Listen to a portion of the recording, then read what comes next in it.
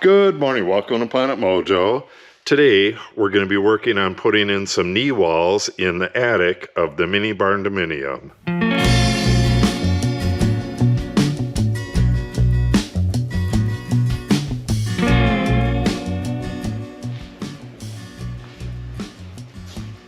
And to do that, we need to get these pieces right here cut. I'm thinking I'm going to do it with 2x4 split in half, but if possible, I might do it a little bit wider than that. It's a pretty small area.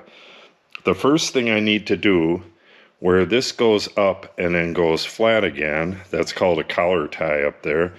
What I need to do is measure down 48¼ inches. I want to make it so that a single piece of drywall goes on that side wall. So at 48¼ inches, I need to measure down, and that's how long the knee wall is going to be. And I need to get this angle and the complementary angle, which would be this angle right here. If you follow that line, it's a very shallow angle, and then this is a very steep angle. If you add those two angles together, you'll get 90 degrees. This is the angle that we want, and this is the complementary angle. The reason we need that complementary angle is because we can cut that on the miter saw.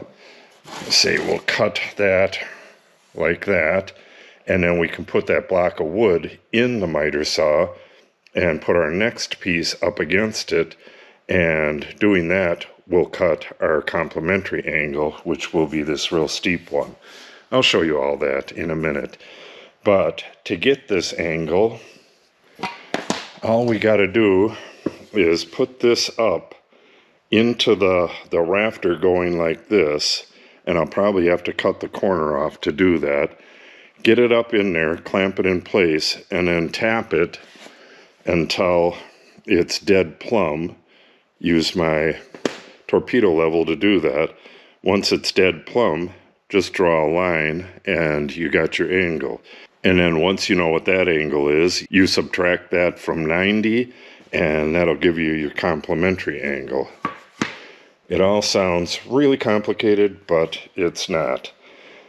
Once I get this all figured out, the angle and the length, then I can cut these all up. I'm not sure how many I need. I got to get that figured out as well. And then this area right here, there's roofing on this, and this is open right now, and air comes up there, bugs, whatever. I got to figure something out to seal that. I can either seal it with a piece of foam, but I got this stuff just in case. I can cut this to the width and staple it in there and then foam around the edges. One way or the other, I got to get that sealed off as well. Then this area is going to be filled with fiberglass, and then fiberglass bats are going to go the rest of the way up. We'll start by lopping off a little bit of this. I'm just going to do it with the jigsaw. I can do it with the miter saw, but it's just going to make a big mess. Once I have everything figured out, I'll get a bunch of lumber. We'll open the door and do all the cuts that way, but for now, I just need to take a chunk of this off so that it'll fit up into here. Okay, I'm up in the attic in the barn. These are the gaps I was talking about. I may be able to wedge some XPS foam, like 1.5 inches in there, very securely. Otherwise, we're going to get stuff going up into our walls. You can see the wasp nest there. Yeah, there's another one down there. This was just loaded with wasp nests, and it's going to be loaded again as soon as they start making their nests again this year, which should be any time now. So we're going to have to hurry up and stop that from happening. Now, if this was exactly 90 and this floor is perfectly level, we could just draw the line right there, but I'm going to clamp that in place and tap it until it's level. Well, let's just see how it is right now. See, it's a little bit off. So we get that clamped in place, get our angle, and then, oh, I have to measure from right here down 48¼ inches, wherever that hits. It's probably down here a little bit, and mark that, and then measure straight down to get the length of our knee walls.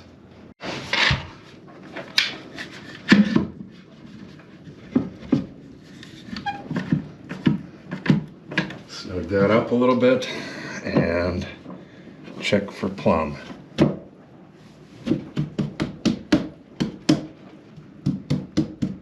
That's about it right there.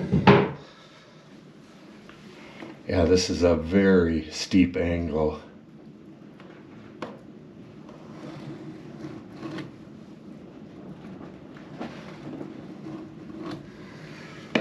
So, all right, that's a pretty steep angle. I could cut this just by using the circular saw, just run it right on that line, or I could use a shooting board to do that, but I'm hoping that I can do this on the miter saw. If this is split in half, do that on the miter saw. Actually, yeah, this is too long for on the miter saw. I'll have to split these in half. All right, we'll figure that out later. Now, let's figure out where the wall ends over here.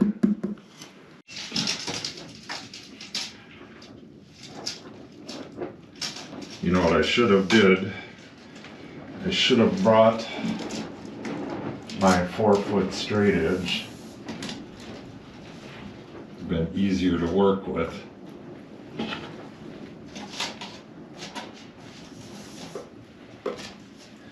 But this will work.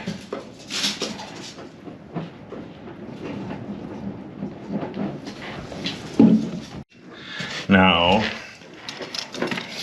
I'm just going to eyeball this length, and I can cut a test piece right away and just fit it like that. It looks like it's coming to 6¾ inches. Okay, now we're going to use this little angle finder, and we have 66.5 degrees, and that's this angle, the sharp angle. We'll write that down. 66.5. So our complementary angle would be 23.5. See if that's correct. Yeah, add these two together and they equal 90.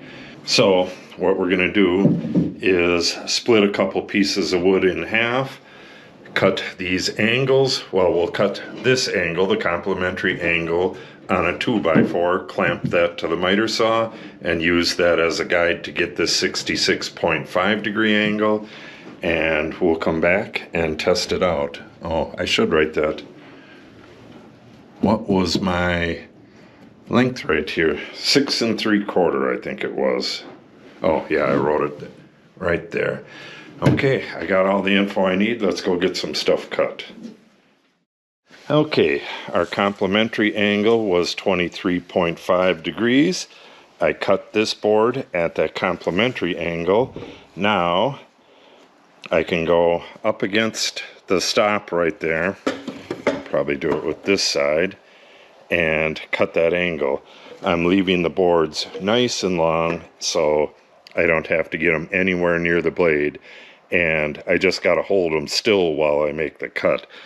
I probably wouldn't recommend you do this at home unless you know what you're doing, but I've done this a million times before, and it's safe as long as you're not getting your hands up right next to the blade. Once you make the cut, it doesn't have anything supporting it, so what you're doing is holding it perfectly still and holding it up against your angle there.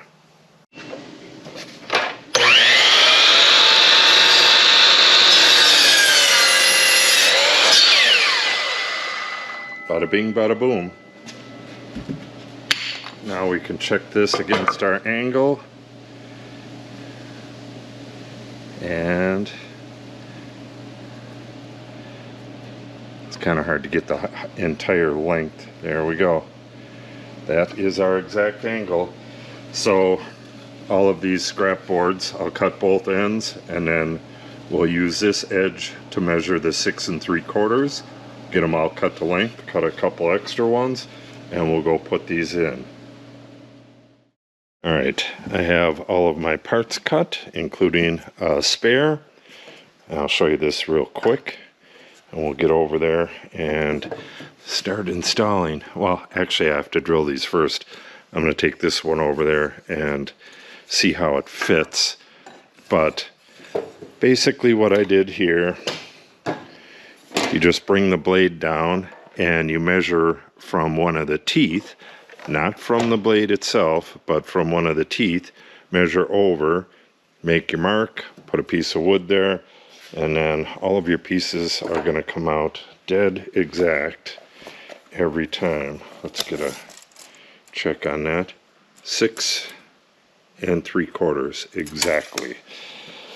That might not be right, but they're all going to be exactly the same. So let's go test this, and if this is off one way or another, I can cut the next piece a little bit longer, a little bit shorter, and then by the time I get down to the parts that I need, hopefully I'll have it correct.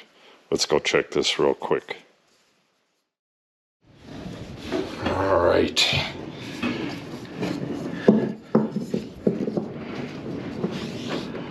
Okay, I'm not sure if you're going to be able to see that or not, but that is right on the money. So now what I need to do is put a pocket screw right here, and I think a countersink right about there, and then we'll screw these in place. Then I want to put fillers in between, just in case you push against this. I don't want it to push in, and then it'll be all ready for drywall. I'm going to run my electric cord right behind here, and we'll still have full insulation back in the wall here. Oh, I should have brought some XPS with me to test that out. Alright, I'll do that next time, but let's go get these pockets screwed and get back to work.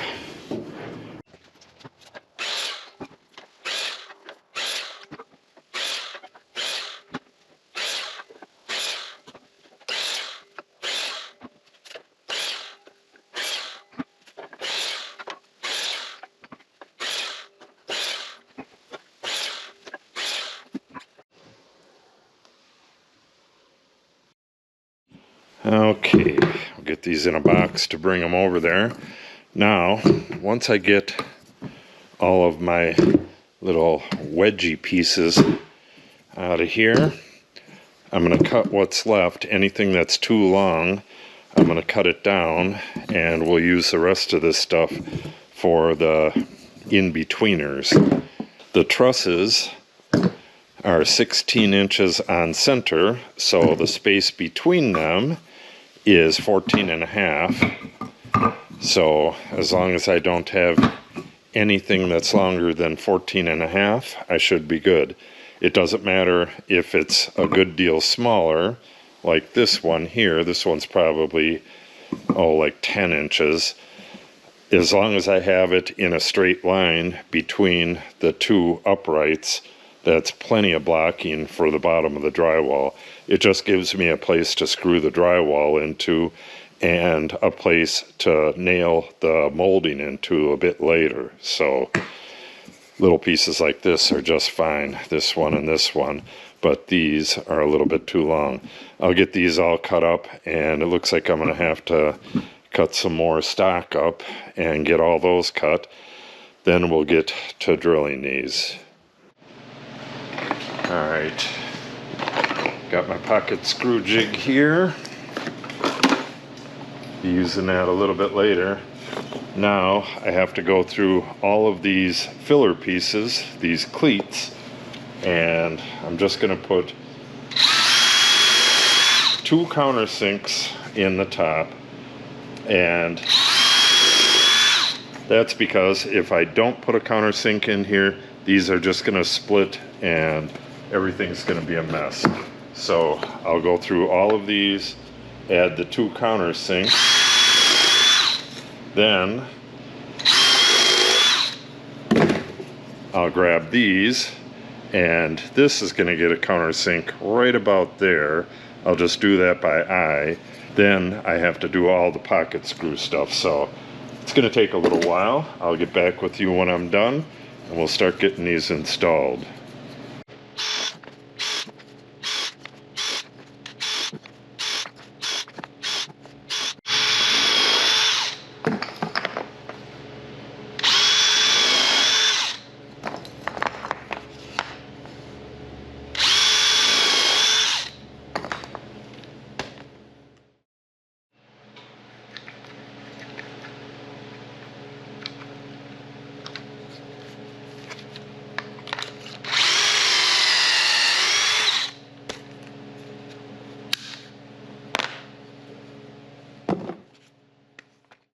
Alright, we got them done.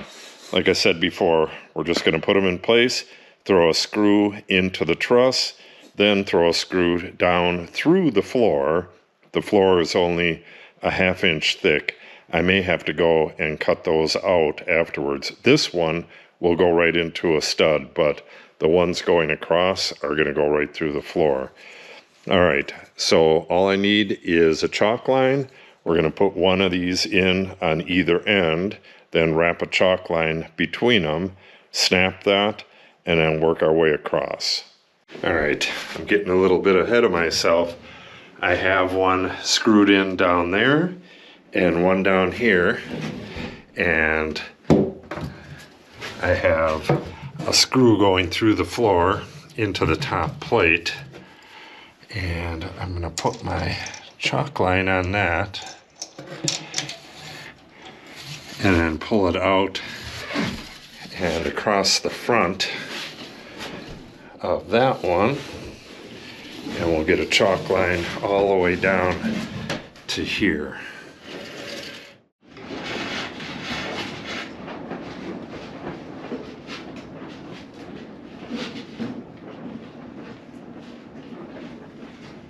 All right, here we go.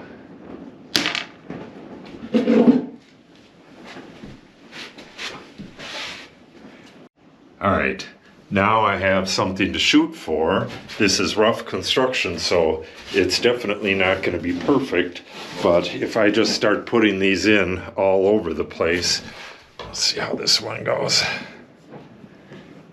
That's pretty good, but I can jiggle it a little bit so that it goes right to the line, and do that all the way across, and it'll look perfect once the drywall's on.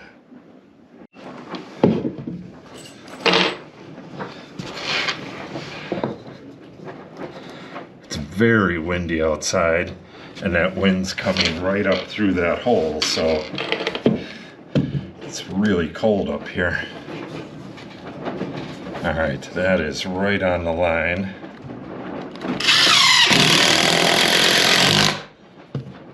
Beautiful.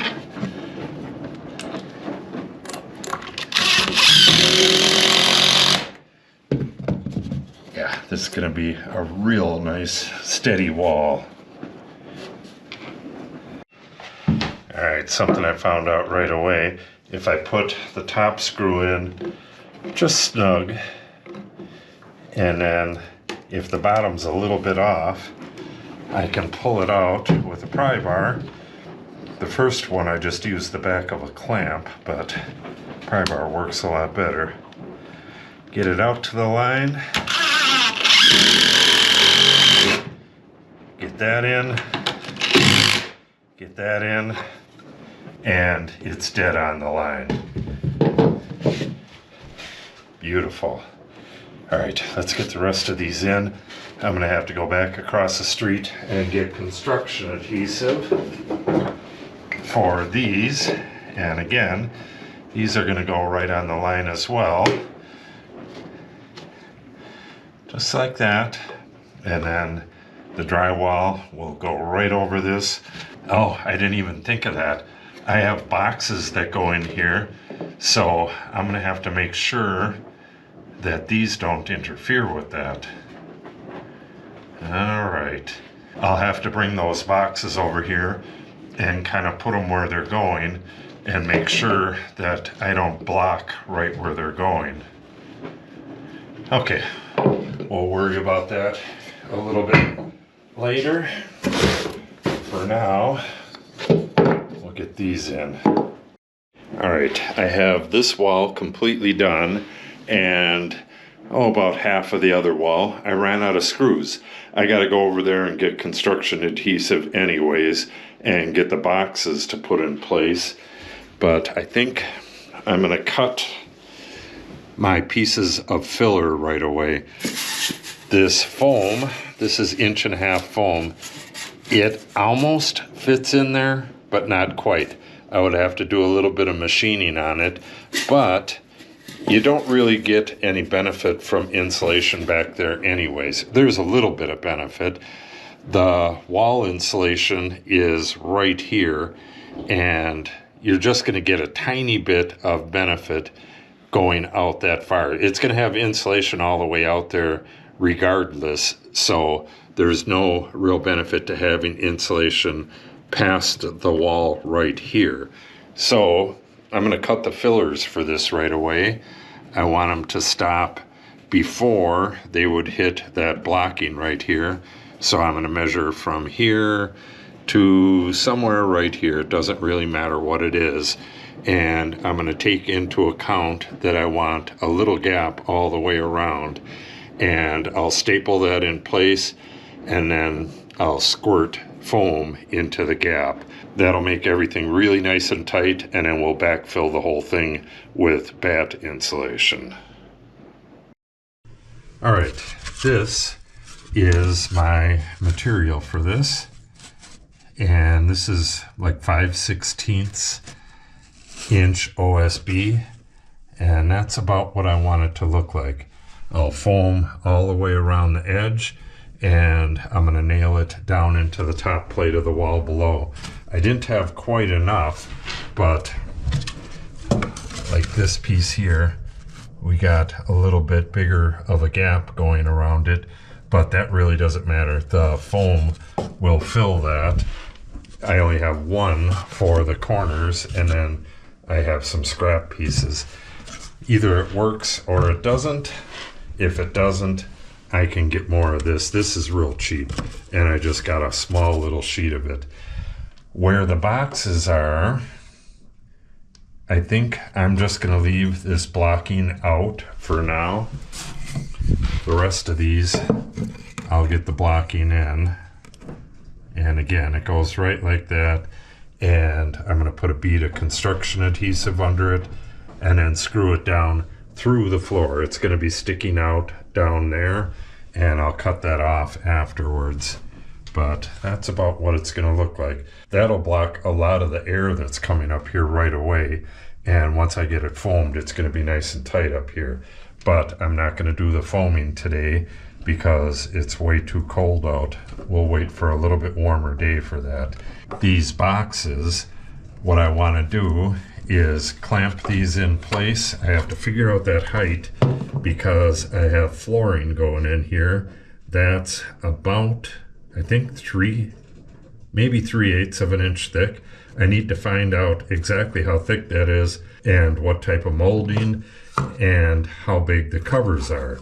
All of that together is going to decide what the height is, and I'm not going to be doing that today, so I'll leave these out for now. And when I do put these in, I'm going to use my palm nailer, because if I swing a hammer at this, it's probably going to knock these out of place. A palm nailer is a lot gentler on it. So we'll get these in place first, then come back and get as many of those in place as we can, and I'll have to finish up the rest tomorrow when I do the electricals.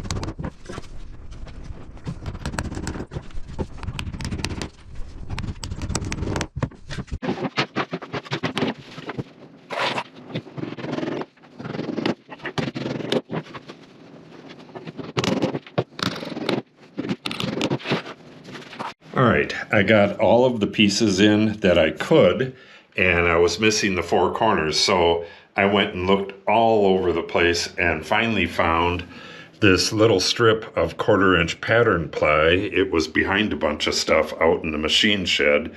This used to be in our shelter out there, and then the shelter blew down, blah, blah, blah. But it was kind of hidden. So I got that cut up, and I got these four corners in. So basically, I have all of these fillers in, and I have all of the knee wall uprights in. And I think I'm going to have to wrap it up for the day because it's getting quite late. Tomorrow, well, tonight, I'm going to figure out exactly how high these got to go.